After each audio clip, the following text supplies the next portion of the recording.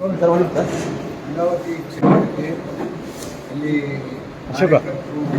Fan ಬಂದ್ ಮಾಡೋದು ಸ್ವಲ್ಪ ಹೊಂದಾಣಿಕೆ ಕಡಿಮೆ ಆಗಿದ್ದರಿಂದ ಸೌಂಡ್ ಸಮಸ್ಯೆಗಳಿತ್ತು. ಇದನ್ನು ನಾನು ಜಿಲ್ಲಾಧ್ಯಕ್ಷನಾಗಿ ಎಲ್ಲರೊಡನೆ ಚರ್ಚೆ ಮಾಡಿ ಅನ್ಸಾರಿ ಅವ್ರ ಜೊತೆ 3-4 ಬಾರಿ ಫೋನ್ನಲ್ಲಿ ಅವರಿಗೆ ನಮಗೆ ಸಿಕ್ಕಿಲ್ಲ, ಫೋನ್ನಲ್ಲಿ ಮಾತನಾಡಿ ಈಗ ನಮ್ಮ ಕೆಲಸ ಕಾರ್ಯಗಳಾಗಬೇಕು, ಕ್ಷೇತ್ರದ ಕೆಲಸ ಅಂದರೆ ಪಕ್ಷದ ಕೆಲಸ.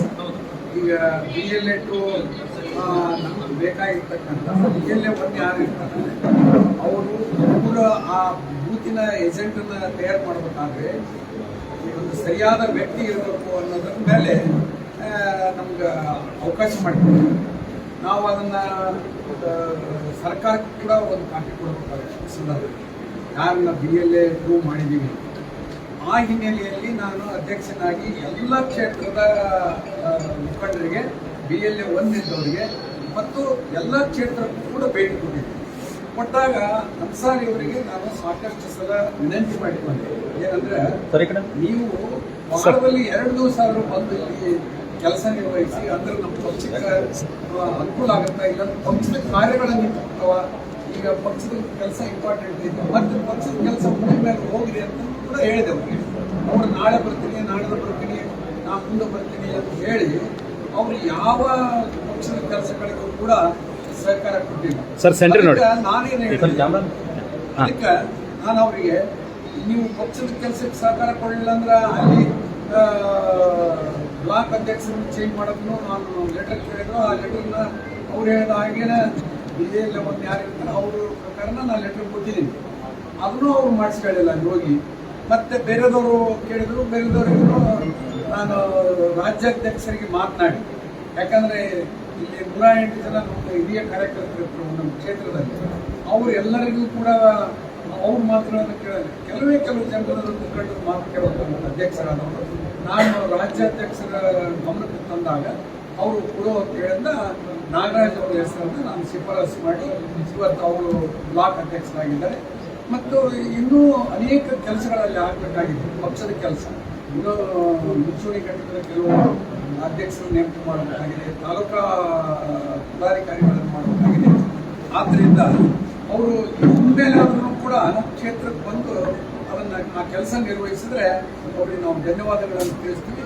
ಈ ಎಲ್ಲ ಹಿನ್ನೆಲೆಯನ್ನು ನಮ್ಮ ಪಕ್ಷದ ಕಾರ್ಯಾಧ್ಯಕ್ಷರಾದಂಥ GC ಚಂದ್ರಶೇಖರ್ ಅವರು, ಈ ಭಾಗದ ಇನ್ಚಾರ್ಜ್ ಆದಂಥ A ವಸಂತ್ ಕುಮಾರ್ ಅವರು ಮತ್ತು DK ಶಿವಕುಮಾರ್ ಅವರು ಚರ್ಚೆ ಮಾಡಿ ಇಲ್ಲಿ BLA 1 ಎಲ್ಲ ಕಡೆ ಇದ್ದವ್ರನ್ನ ಮತ್ತೆ ಪುನರ್ ಸ್ಥಾಪಿಸಿ ಗಂಗಾವತಿಗೆ MP ಅವ್ರನ್ನ ಮಾಡಿ ಅವ್ರಿಗೆ ಪ್ರೆಸೆಂಟ್ ಆಗ್ತಕ್ಕಂಥದ್ದು. ಯಾಕಂದ್ರೆ MP ಅವ್ರಿಗೆ ಬೇರೆ ಈ ಸದ್ಯದ ಮಟ್ಟಿಗೆ ಪಕ್ಷದ ಯಾವ ಕೆಲಸಗಳಿಲ್ಲ ಅಂತ ಹೇಳಿ ಅವರು ಈ ಭಾಗದ ಮುಖಂಡರು ಮತ್ತು MP ಅವರಾಗಿರೋದ್ರಿಂದ ಅವರು ಮಾಡಿರ್ತಕ್ಕಂಥದ್ದು. ಇದ್ರಾಗ ಏನು ತಪ್ಪಿಲ್ಲ.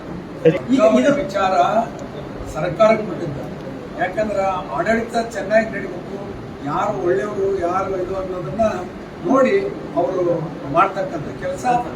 ಸಂಬಂಧಪಟ್ಟ ಮಂತ್ರಿಗಳು ಆಯಾ ಇಲಾಖೆಯನ್ನು ನೋಡ್ತಾರೆ. ಕೊನೆಗೆ ಮುಖ್ಯಮಂತ್ರಿಗಳು ಕೂಡ ಅದನ್ನ ಭಿನ್ನಾಭಿಪ್ರಾಯ ನೋಡ್ರಿ, ಅಭಿಪ್ರಾಯ ಇದ್ದಲ್ಲಿ ಭಿನ್ನಾಭಿಪ್ರಾಯ ಇರೋದೆ. ಎಲ್ಲಿ ಡಿಕ್ಟೇಟರ್ಶಿಪ್ ಇರುತ್ತಾ ಅಲ್ಲಿ ಭಿನ್ನಾಭಿಪ್ರಾಯ ಇರೋದೇ ಇಲ್ಲ. ಈಗ ನಮ್ಮಲ್ಲಿ ಅಭಿಪ್ರಾಯಕ್ಕೆ ಹೆಚ್ಚು ಮಹತ್ವವನ್ನು ಕೊಡ್ತಕ್ಕಂಥ ಯಾವುದಾದ್ರೂ ಪಕ್ಷ ಇದ್ರೆ ಅದು ಕಾಂಗ್ರೆಸ್ ಪಕ್ಷ. ಅಭಿಪ್ರಾಯವನ್ನು ವ್ಯಕ್ತಪಡಿಸಕ್ಕೆ ಪ್ರತಿಯೊಬ್ಬರಿಗೂ ಹಕ್ಕಿದೆ. ಆ ಹಿನ್ನೆಲೆಯಲ್ಲಿ ಅಭಿಪ್ರಾಯಗಳನ್ನು ವ್ಯಕ್ತಪಡಿಸ್ತಕ್ಕಂಥ ಭಿನ್ನಾಭಿಪ್ರಾಯ ಹೋಗ್ತದೆ ಸಹಜ. ನಿಮ್ಮಲ್ಲೇ ಇಲ್ಲ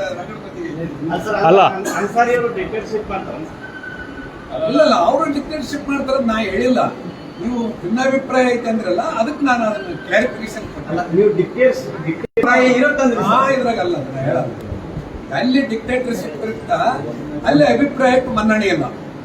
ಅದಕ್ಕೆ ಅವ್ರ ಅಭಿಪ್ರಾಯಕ್ಕೆ ಮನ್ನಣೆ ಇಲ್ಲ ಅಂದ್ರೆ ಇಲ್ಲ ಅದು ಹಂಗಲ್ಲ. ಅದು ಅವರು ಸ್ವಲ್ಪ ಕೆಲಸದ ಬಗ್ಗೆ ಇಲ್ಲ.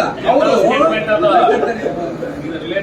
ಅಲ್ಲಲ್ಲ, ಗಂಗಾವತಿದ ಅಷ್ಟೇ ಅಲ್ಲ, ನಾನು ಪರ್ಸನಲ್ ಆಗಿ ಕೂಡ ಮಾತಾಡಿದ್ದೀನಿ. ಇಲ್ಲಿ ಕೆಲವು ವಿಷಯಗಳನ್ನ ನಿಮ್ಮ ಮುಂದೆ ಅದನ್ನು ಮಾಡಕ್ ಆಗಲ್ಲ.